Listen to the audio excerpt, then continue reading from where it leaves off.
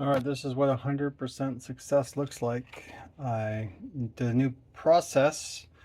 I took these and ground out the biggest pits and divots at my local gym club, and then tumbled them my normal way on my rotary, and really cleaned them super good for a long time in between each batch, sometime up to 2 to 3 hours, even with these big holes. And we got a 100% success rate of excellently polished rocks. You can click on my channel and see the other ones that came out really good, how I did it. And I even did a piece of granite, which I haven't had any success with before, but definitely cleaning and grinding, even though this one's got some grooves, still came out. The tiger's eye, I think, is just spectacular. Handpicked these out in Quartzsite, Arizona. You can follow along my channel to see those videos. And problem with I usually see with tiger's eye is you don't get this really good shine.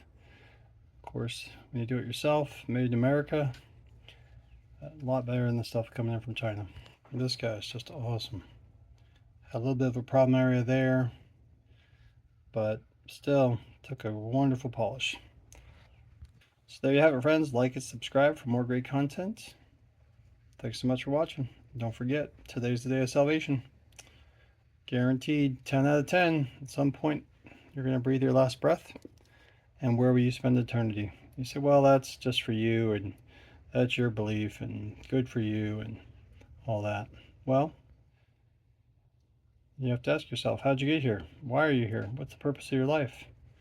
And those things can't be answered outside of Christ, outside of the Bible.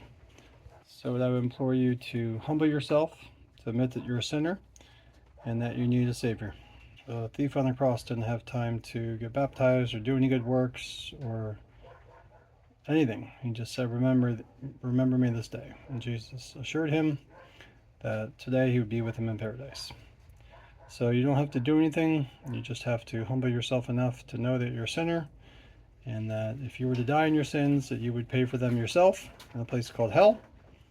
Or you could just put your faith and trust in Christ alone, that he's already paid it for you. If you do that, the Bible says, if any man or woman's in Christ, they're a new creature, old things are passed away. Behold, all things become new.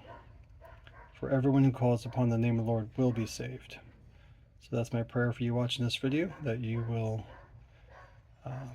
accept Christ as your Savior, and you will follow him faithfully. Thank you, and God bless you.